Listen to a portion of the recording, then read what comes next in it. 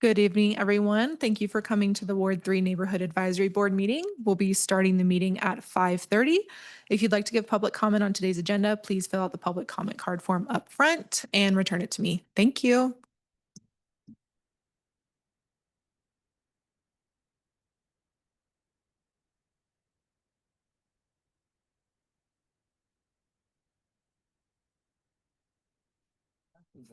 Is everyone else still part of the member? Okay.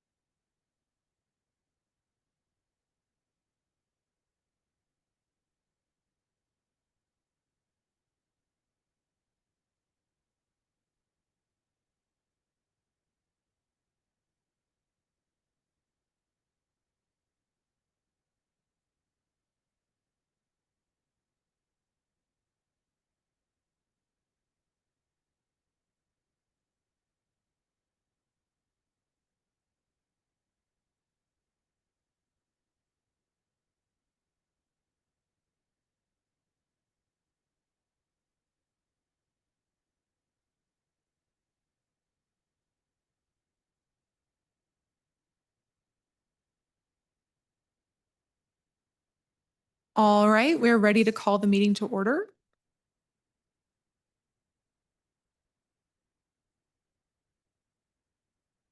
All right, I'm going to call roll.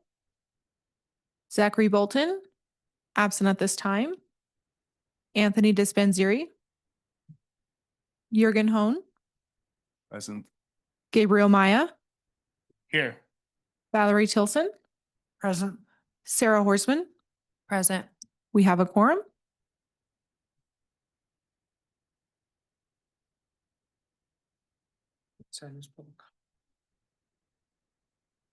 The next item is public comment. Comments heard under this item will be limited to 3 minutes per person and may pertain to matters both on and off the NAB agenda. The NAB may not take action upon any matter not agendized on today's agenda. When you are called on for public comment, please state your name for the record and begin speaking. Your timer will begin when you say your name and you will be afforded 3 minutes. If you are an attendee in the Zoom meeting and would like to make public comment at this time, please raise your hand. I believe we have one public comment card this evening. Our first public commenter is Beth Dory.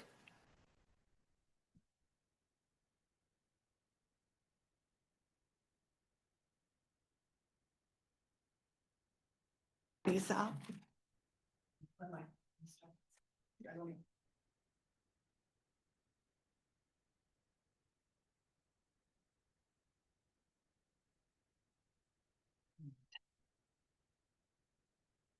And I'm not sure how I can maybe reduce it just a little bit, or maybe I should have reduced it. I think this is good. Yeah.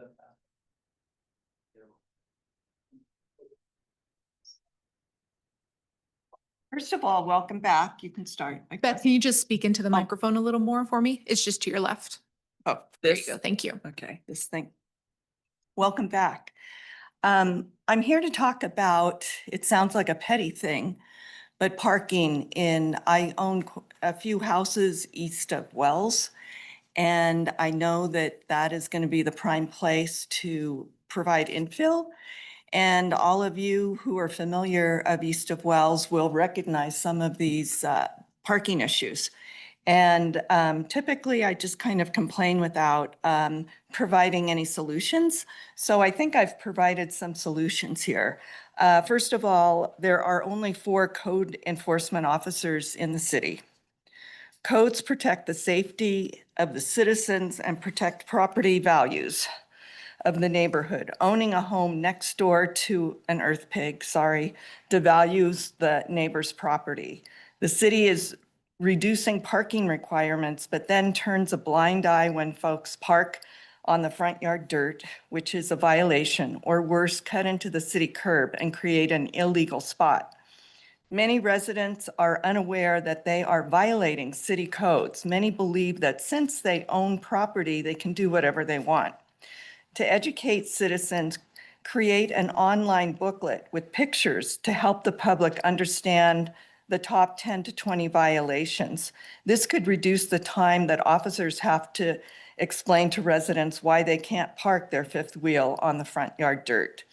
The city's policy for code violations is complaint-based. This should change. You should educate your well-paid city staff as to what the codes are so that when they see a violation, they make the complaint. City council people, NAB members, and planning commissioners should be calling in these violations.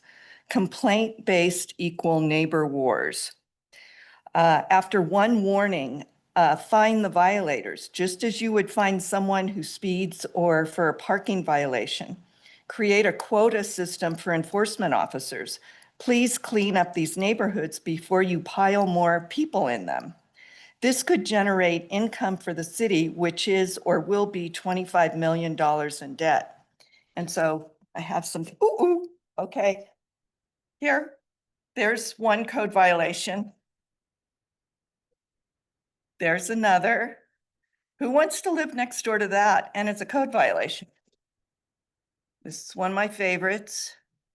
And then these are two of my houses. I have pride in my houses, even though I'm a landlord and my tenants have pride. No cars parked on the driveway, no trailers. Okay, 7 seconds left. Thank you. Thank you, Beth. Can we get a copy of your comments for the Yeah. record? Okay, the next public commenter we have is Anthony, whenever you're ready. Hello, everybody. I'm excited to once again participate on this board. I don't think many of you live too close, particularly in my neighborhood, but I really joined this NAB to try to make a difference for the benefit of my neighbors and my family. So while the NABs were paused, I really couldn't wait to work on helping to improve my community. So I've been meeting with some of my neighbors to try to bring about some positive change for our neighborhood. And to credit the many people who want to engage on that subject, some of whom actually just arrived, I think we've discovered that there's much to be done. I live in Wells Avenue Neighborhood Conservation District, which is just east of Midtown. The larger area is a big triangle that looks like a slice of pizza. So some of my neighbors have affectionately called our neighborhood the thinnest little slice, or the slice for short, which I think is kind of cute. I think it's one of the best walkable neighborhoods in Reno. And we live there because it's a historic neighborhood, which is walkable to lots of great amenities, or at least in theory it should be. But the reality is that people will not walk around unless they feel safe, both from vehicular traffic and from other people, especially at night. And people do not feel safe. There are some clear and obvious things that can be done to make our neighborhood safer than it is now. So much of the neighborhood feels like a thoroughfare highway between Wells Avenue and Midtown, and there have been many dangerous accidents because the lack of stop signs, signals, and appropriate speed limits and lack of enforcement. Some of these are very clear and obvious locations where my neighbors and I are going to start petitioning for stop signs, crosswalks, and speed limit restrictions. This should be the most walkable neighborhood in town, but people drive way too fast and put our neighbors' lives at risk. At 45 miles an hour, a pedestrian has only about a 10 to 15% survival rate when they get hit by a car in an accident. Cars regularly drive 45 miles an hour on South Center Street, which is what you got to cross if you want to walk to Midtown. City traffic engineers, folks have referenced that they will abide by FHWA and MUTCD regulations, but frankly, nobody cares about the alphabet soup. We all want to walk around a safer neighborhood so that we can connect with our neighbors and be more friendly and a welcoming place for residents and visitors. And it just feels very clearly and obviously unsafe to far too many of us. I hope you will support our efforts as we push for positive change. I also learned that code enforcement is strictly on a respond basis only. It does not regularly drive around neighborhoods to enforce the city code. Somebody put up loads of "We buy houses" signs on public utility poles across our whole neighborhood, which is patently illegal. Code enforcement could only take them down after each side was individually reported. They could not force this person to take down all the illegal signs he put up for his commercial endeavors. They couldn't even fine him. They had to wait 30 days with multiple notices for every single sign that someone reported. I've never seen anything like this before. The city regulations on code enforcement clearly must be improved to allow code enforcement officers to enforce the rules the city has enacted for the benefit of our residents, just like the previous speaker had mentioned. So many sidewalks are obstructed by property owners who simply do not take care of their property. We can do better. I look forward to engaging on these and other issues in support of my neighbors who deserve a safer, more neighborly, thinnest little slice, and in Ward 3 and beyond. Thank you so much. Thank you, Anthony. Can we get a copy of your comments by the end of the meeting? Yes, absolutely. Thank you. I do not have anyone else registered for public comment in person or on Zoom. There will be another opportunity for public comment at the end of the meeting. The first item on today's agenda is to elect a chair and vice chair for the board. Are there any motions for chair? I'd like to make a motion for Gabriel. I'd like to see name and title, city name. for the motion. Anthony, can you state your Oh. name before the motion? Sorry, I'm new at this, see? Anthony Dispensary for the motion. I'd like to make a motion that Gabriel, as a senior member of the committee, is nominated. It's Zach Bolton for the record. I would like to second that. All those in favor? Aye. Aye. Aye. All those opposed? Motion passes. Do we have a motion for vice chair? I'm seeking vice chair, if anyone would be interested in me doing it, since I did seem to be blasting everybody's emails with updates of meetings. Keep in mind for the record, I would like to nominate Valerie for second chair. Anthony Dispensary, I'll second. All those in favor? Aye. Aye. Aye. All those opposed? Motion passes. Very good. Fantastic. All righty, so let's go ahead and continue on. With item A4, approval of the agenda for August 5th, 2025. Can I get a motion to approve?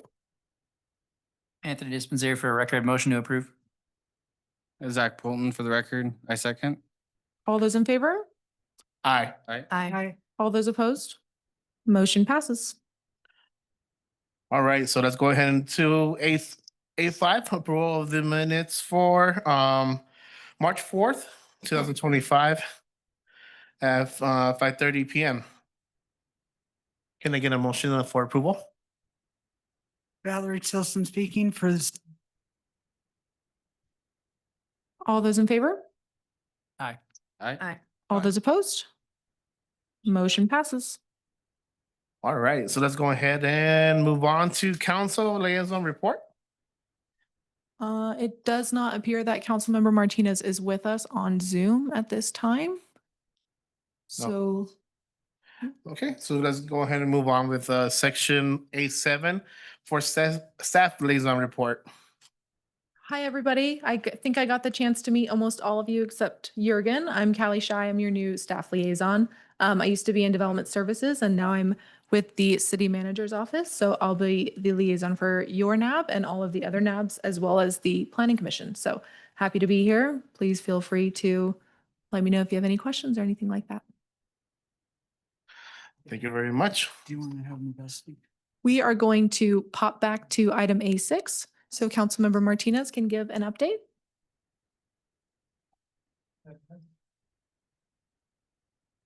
Good evening. How y'all doing? Good. Good. Welcome back. Yeah, I'm glad it feels good. I appreciate you all continuing to be engaged. Some of you have sent me some constituent issues and we've been having conversations about that. I think I owe you a text message, so I'll get back to you. I was working to get more information, on the signs that you were asking about. Yeah, I had made a couple of comments just before you came in on just sort of subject that a couple of our neighbors are working on. So maybe I'll give you a copy after the meeting. Perfect. Yeah, and it sounds like there's some progress already happening within the business license department. So yeah, we can get you some good info there. In terms of updates, there's the grand opening for Miguel Rivera Park Playground happened a few weeks ago, for those of you who haven't seen that. And so brand new playground, 2 structures, different age groups, and a shade structure for parents to be able to sit under while they watch their kids. So a lot of the improvements that we've been hearing about our community that they want to see in their parks are getting implemented. So it's good to see. For those of you that live in the southeast part of the ward, you may have noticed that the tennis courts and the basketball courts at Mayor Loma Park are getting redone as well. And so staff is starting to work on all of that. And then I think Wilkinson's Park is next on the list. So over by Taylor and Kitski. So all different parts of Ward 3 are getting some of that love and attention, which is nice. There's also a mural that's painted sort of on the crosswalk near Libby Booth Elementary School. That's going to be unveiled, or there's going to be sort of a ribbon cutting ceremony with the artist and some of the school staff. So just trying to increase pedestrian safety for our kids as they walk to school and back home. So trying different measures out. So those are some of the things happening in Ward 3. But again, I'm glad to see you all back here and continue to stay engaged with the needs in the community and expressing those. So happy to help wherever we can. If you have any You- questions. On Mira Loma Park, are they, all the fencing, I did see it. I haven't watched the park meeting, so I'm at a loss. So are there going to be pickleball in addition to tennis courts? Because there was like 5 tennis courts at that time, I believe so. Yeah, that was my understanding. What there was going to be pickleball and tennis. and basketball, because some people were asking Yep. for a back wall. Do you know if that they will replace or build? Or like handball, is that like Yeah, people were wanting to shoot hoops and just by themselves have a bounce well, the wall. basketball hoop, like courts should be back in place? I don't know about the back wall. I can Okay. double check. Yeah, make Thank you. sure we get that information out. Do you happen to know if Stewart Park has any plans for a little bit of help? Because the blacktop surface is completely gone. The paint around the basketball hoops themselves are actually broken. It needs some love. Yeah, it's tough to dribble on that surface for sure. Okay, thanks for flagging that. Awesome. Thank you. Looking forward to the rest of the meeting. I have one more nosy question. Since I watched the council meeting, we're gonna be, the NABs are gonna be blended with the other 3 that got dissolved. So the advisory board, the senior advisory board, and the human rights. Do we know if we're gonna have any members, or are we pretty much covered for some of the senior issues and handicaps? And some of us are in that qualification, and I don't know about the other members, if they have concerns or have attended the other meetings, want to give input for the previous meetings of the other groups. Yeah, I think that's coming back on the 13th of August, so we'll be talking about that. And from my understanding, the seniors and accessibility group is still going to maintain their current structure. So that thought process or philosophy of including somebody in each NAB, it's not a requirement, and they're still going to be able to go through those 2 groups. And then some of the boards and commission restructuring is still going to come back. So you have an opportunity to provide public comment during that item on the 13th. Yep. Awesome. Thanks. Very good. I just want to do a quick reminder to the NAB members. Before making a comment, please make sure to say your name for the record. So, okay, so now we can move on to development project review, which will be B1. And this will be regarding Taos Valley Villages 20 and 21. I am going to queue up the presentation from the applicant, and then we will have an opportunity for public comment after the presentation.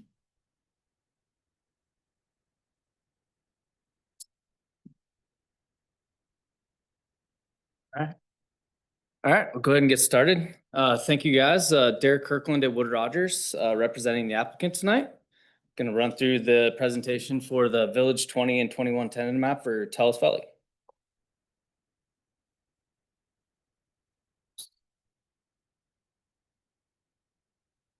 All right, so many of you know we've been before the board several times, most recently for Village 22 and the 17, 18, and 19 tentative maps. So we're talking tonight about 20 and 21, which is outlined there in blue, the 2 orange shapes there. As you guys know, the Taos Valley PUD was adopted by the Reno City Council on July 22nd, 2020, most recently amended on March 25th of this year. And the site that we're talking about tonight is about 28.3 acres, and within the Taos Valley PUD is actually zoned for mixed neighborhood. Mixed neighborhood allows for single-family detached. It allows for cluster development, single-family attached, kind of a range of housing types. Tonight, with 20 and 21, what we're presenting is 198 cluster court small lots. Basically, they're also referred to as some people refer to them as like pull-apart townhomes. Basically, a small kind of basically a house on a very small lot that would resemble kind of similar square footages of a townhouse product type. Village 20 on the right there is basically 123 lots. They're configured in what we call like a 6-pack. It's a cluster, so basically 6 lots or 6 homes kind of clustered around a private driveway with lot sizes at a minimum of 2,598 square feet. Village 21 on the left, 75 lots is a 4-pack cluster configuration. So 4 lots clustered around a private driveway with minimum lot sizes of 3,349 square feet. So this is Village 20, just kind of gives you a little closer up view of how these will be configured. They will be 2 stories. Floor plans will range between 1,600 and 1,900 square feet. And then because of the unique product, the PUD actually allows us to modify some of the setbacks so that we can accommodate these. And again, if these were like attached townhomes, there'd be like 0 lot lines. So in this case, we're asking for modified setbacks because they are the pull-apart townhomes. So we have reduced setbacks to make those work. In Village 20, same thing. These are the 4-packs. So these are 2 stories, a little bit larger of a floor plan, 1,900 to 2,300 square feet. And again, similar to the other villages, is we have to ask for those modified setbacks. A lot of the modified setbacks in both of them, they each have driveways. So the driveways will basically be the same as code. We do have some modified setbacks for mainly like you can see on the private driveway, the fronts get a little bit close to that private driveway. So instead of a 10-foot front setback, we're asking for a 3-foot setback. And the houses that face the public street, and again, it's the same on both villages, but the frontage on the public street will remain the same at the minimum 10 feet. It's just mainly in those private driveways where we have to get creative to get that density and get the houses in there around the cluster court there. In terms of site access and connectivity, the PUD basically outlines kind of the main framework of transportation. There's a big traffic study that was done based on the overall unit count of the larger PUD. But with this one and kind of the central area here, we are adding a backbone infrastructure network with Taos Valley Parkway that connects to South Meadows, and that will have a new signalized intersection on it. It will be conditioned as part of the project that goes in.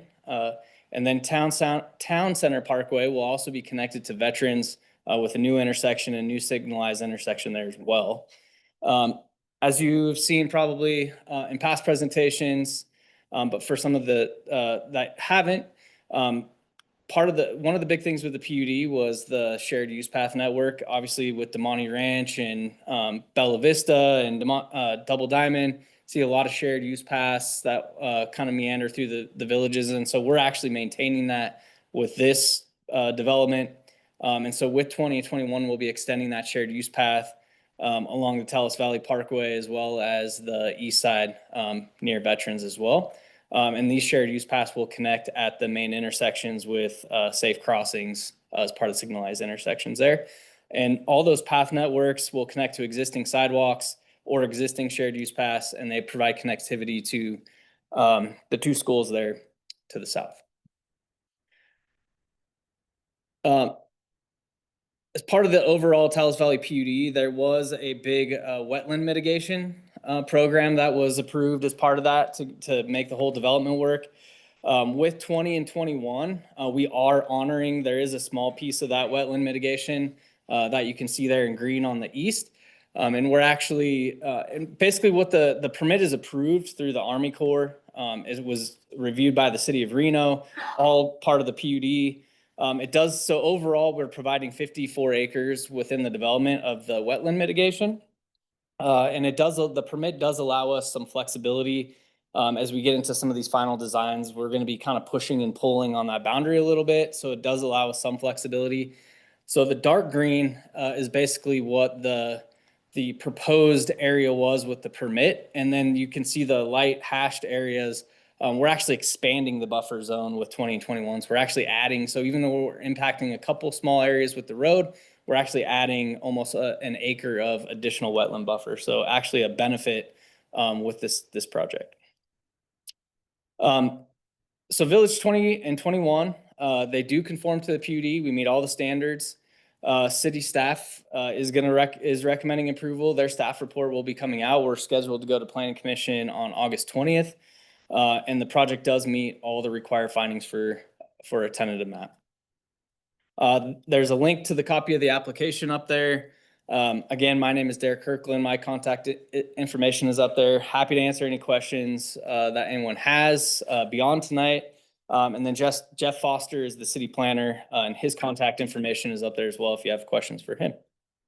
With that concludes my presentation, and I'm happy to answer any questions that you guys might have.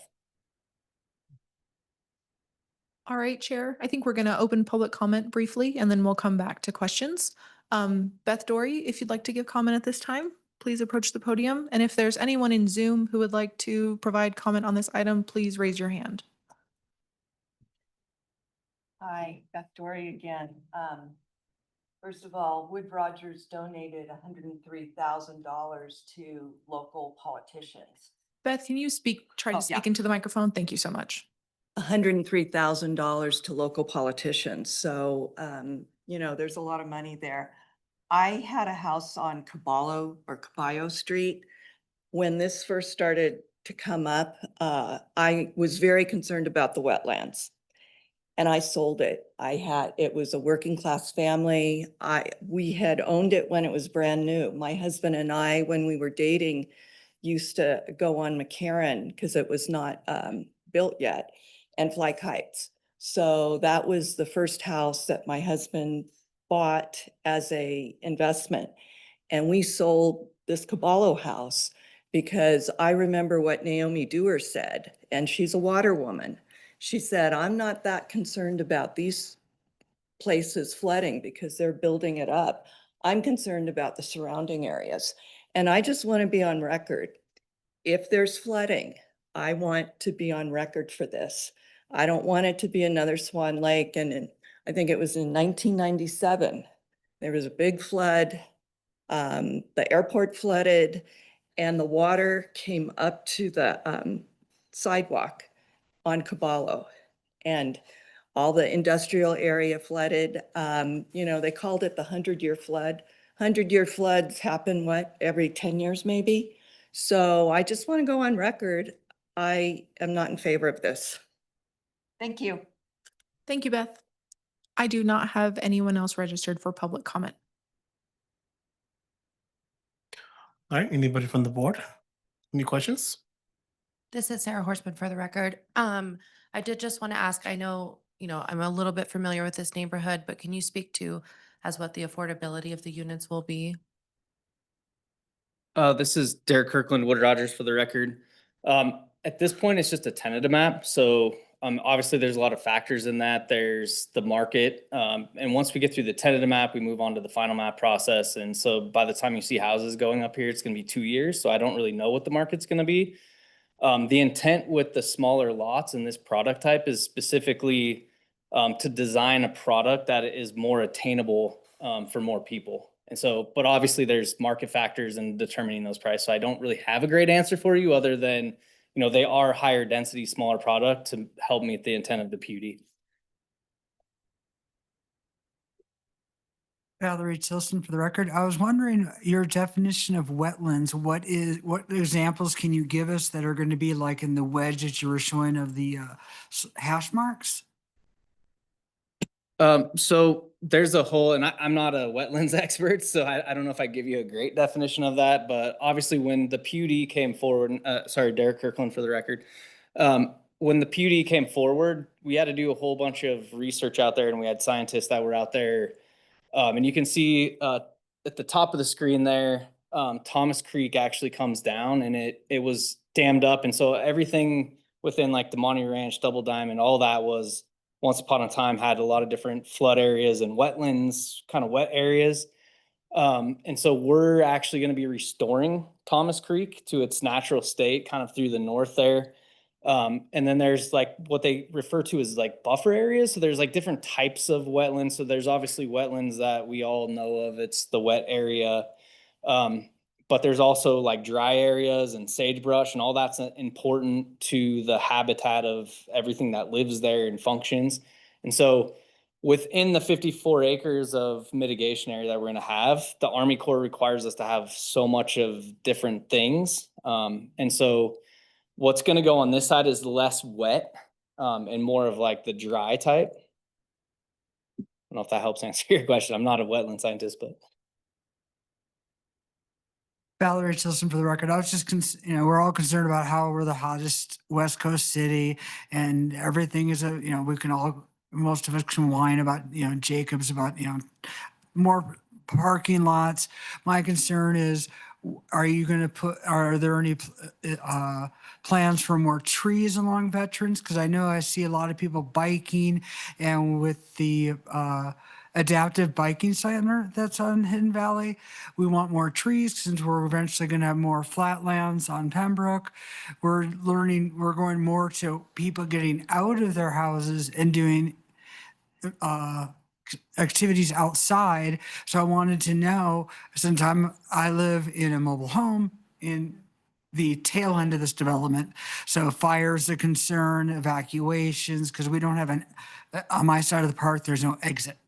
So we have to jump over the fence and hitch a ride with the rest of the evacuees leaving.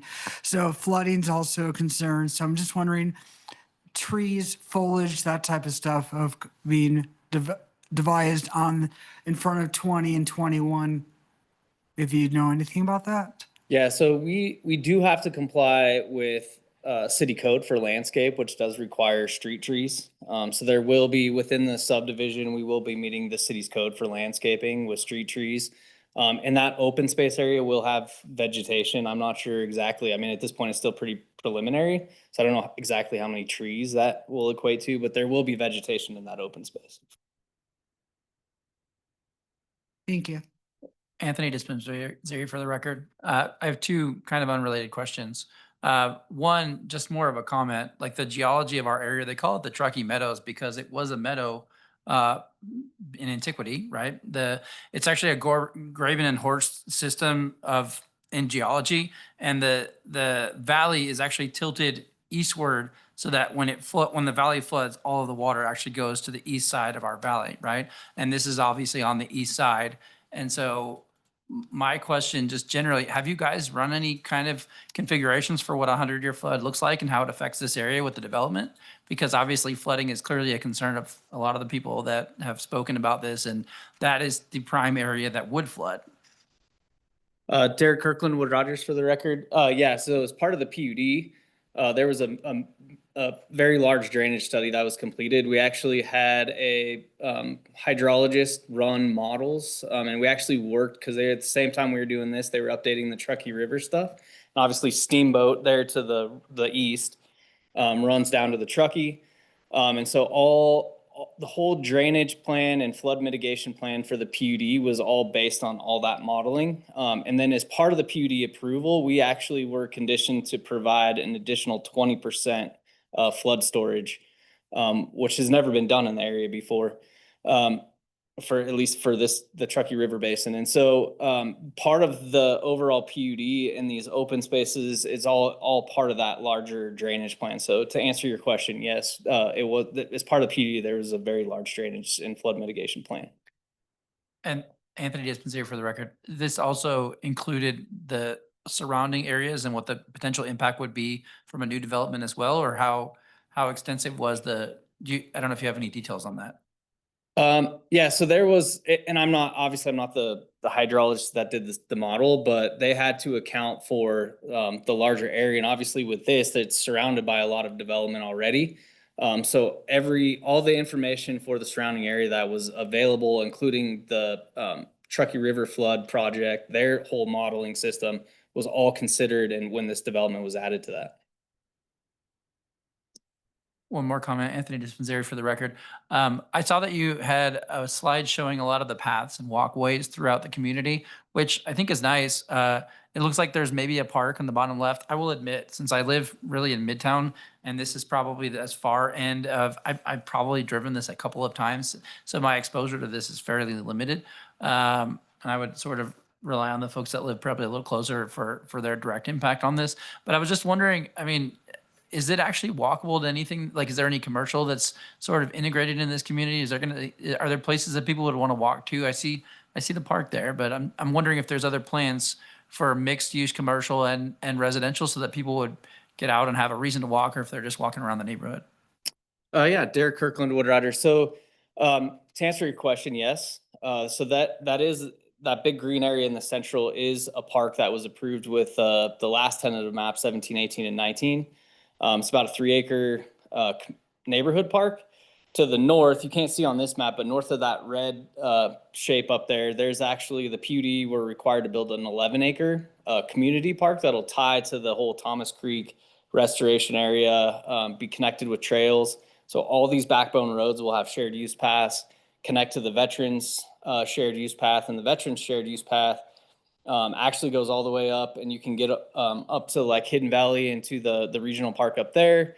And then where you see the red and purple to the north of the Town Center Parkway, that is basically the commercial area for Taos Valley. So there is planned to be some future commercial in that area. And you also have, you have Cyan Park just to the south of here too. So there's quite a bit of open space and parks and trails. So that was one great thing I think with this PUD is we are really trying to create. Damonte Ranch has a ton of trails and open space, and I think that's kind of what this development was about, is to like really try to kind of continue that. Valerie Tilson for the record. I'm wondering if, since this is Talos, and I've watched the videos online for the park, for the division, I was wondering, that 3-acre park, is that part of the dues that the tenants will pay? Will this park be then laid on the city of Reno, which is already strained for revenues on their parks? Or will there be a shared cost on this? Because I know we have lots of parks. Just wanted to know how this would be maintained versus the other one. But it would be like Cyan, which is public. Would this one be public, but also paid and shared with the community? Derek Kirkland, Wood Rogers, excellent question. And if you go into the PUD, there's a whole section about how the parks and how the open space will be maintained. And so basically all of Taos Valley, all 980 acres basically will be, and all future residents will basically be part of a future landscape maintenance association. And so the landscape maintenance, so everyone will pay into that, similar to what you see at Damonte Ranch. All those fees collected will basically go to help maintain some of these parks. The developer is putting in all of the parks, and then that landscape maintenance association will basically be the one that is responsible for a lot of the maintenance of this area. But all the parks, so that park as well as a community park, will all be open to the public.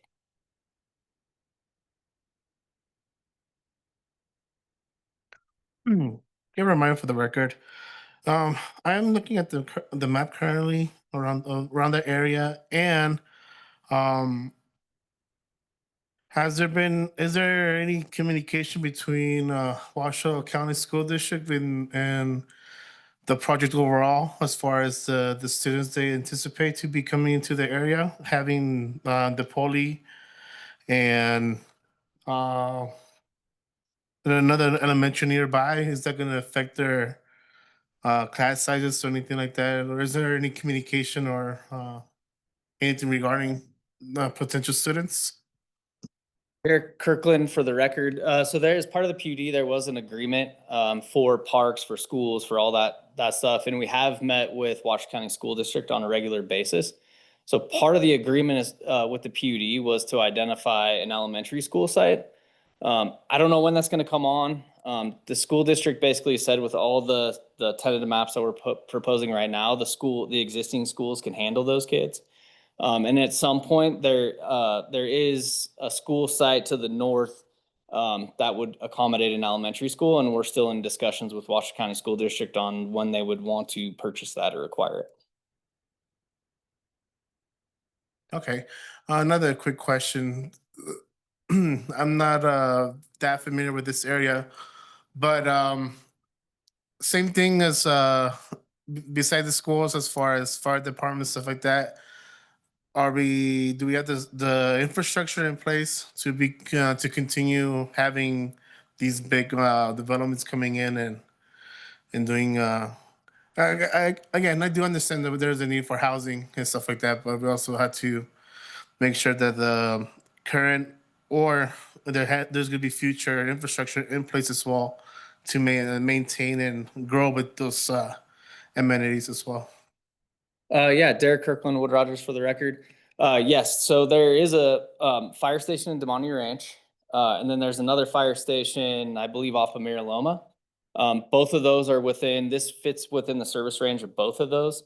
As part of the PUD, we're also required to pay a fee that, and I can't remember it off the top of my head right now, but there's a fee per unit that gets paid. So once the houses come on through the final map, we'll pay a fee per house, per lot that basically will go to the fire department and also the police to provide some additional funding to support the new development. Okay, thank you very much. Any other questions from the board? One more comment, Anthony Dispensary for the record. I do want to say that obviously we have a pretty dire need for housing in our community. And I do think that this development does have a lot of, sort of, I don't know if it's affordable or not, but certainly smaller lot sizes that'll be more affordable than certainly a lot of the other luxury, bigger lot type projects. So I think, and just generally speaking, when you add supply in a supply and demand market, right, prices tend to go down. And obviously we need to add more supply for all the demand that's occurred recently. And so I do think that generally speaking, if we can have smart development that works for people's lifestyles and there's no giant flood issues, which hopefully there aren't, then I would say that this is probably it appears to me like it would be a positive development for, hopefully housing affordability among other issues that we are struggling with as a community.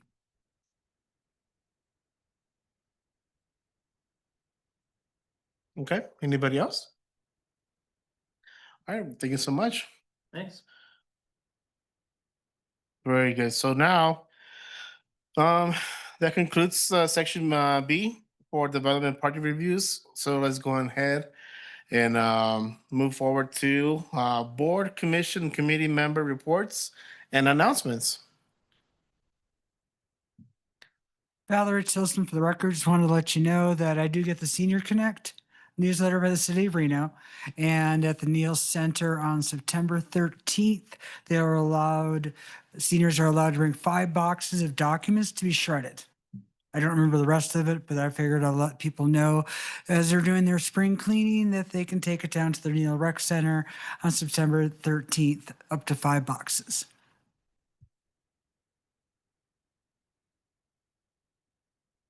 All right, that's really good. That's very important. Anything else from the other members of the board?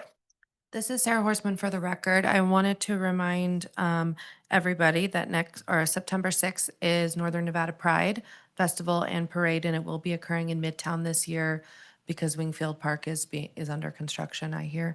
So it will be in Midtown, and it's free or with donation, and family friendly. So I encourage everyone to come.